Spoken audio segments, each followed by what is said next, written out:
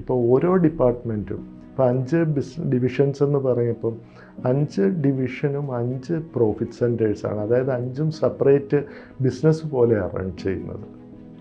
അതിനൊക്കെ ഓരോ ലീഡേഴ്സുണ്ട്. ഈ ലീഡേഴ്സ് എന്ന് പറയുന്നത് ഇത്രയും വർഷമായിട്ട് കൂടെയുള്ള അല്ലെങ്കിൽ ഇത്രയും എക്സ്പീരിയൻസ് ഉള്ള ആളുകളാണ്. അപ്പോൾ ഇവരിലൂടെയാണ് ഈ ഓർഗനൈസേഷൻ ബിൽഡാവുന്നത്.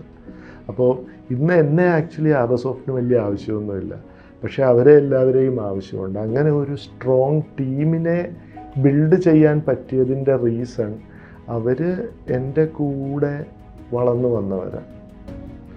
അവരെല്ലാവരും എൻ്റെ അതേ മൈൻഡ് സെറ്റിൽ വന്നവരാണ്. ഞാൻ ചെയ്യുന്നത് കണ്ടു വന്നവരാണ്. അപ്പം ഞാൻ ഒരു പർട്ടിക്കുലർ സിറ്റുവേഷനിൽ എന്ത് ഡിസിഷൻ എടുക്കുമെന്ന് അവർക്ക് ചിന്തിക്കുന്നതിന് വലിയ ബുദ്ധിമുട്ടൊന്നുമില്ല, കാരണം അവർക്കറിയാം. അപ്പോൾ അവർക്ക് വർക്ക് ചെയ്യാനുള്ള അല്ലെങ്കിൽ അവർക്ക് പെർഫോം ചെയ്യാനുള്ള ഒരു പ്ലാറ്റ്ഫോം മാത്രമാണ് ഞാൻ കൊടുത്തിരിക്കുന്നത്. ബാക്കി അവർ ചെയ്തോളും.